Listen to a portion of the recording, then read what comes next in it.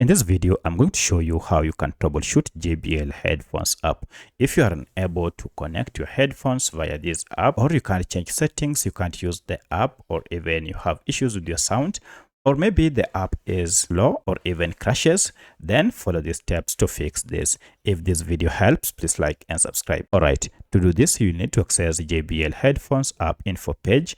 And you can do this through settings, or you can just long press on your app. That is the shortcut method, and you should see app info option here. If you tap on this, now you'll be taken to the app's info page.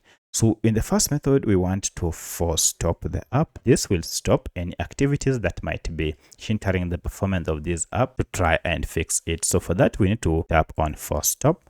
And okay, from here you'll need to clear the app data by going to clear cache down here, and then choose clear cache. And okay, now you'll need to restart your smartphone. Once you have restarted your smartphone, now open your app and see if the problem has been fixed. In most cases, this should be able to fix your issues.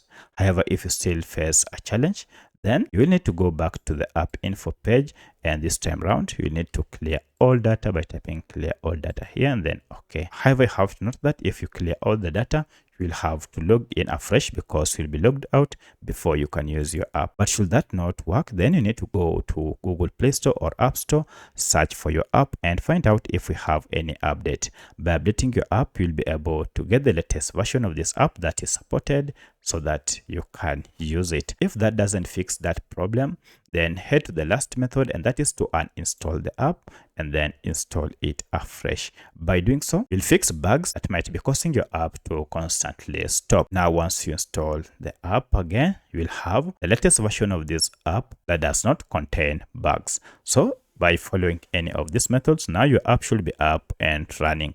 If you have any other questions, kindly let me know in the comment section.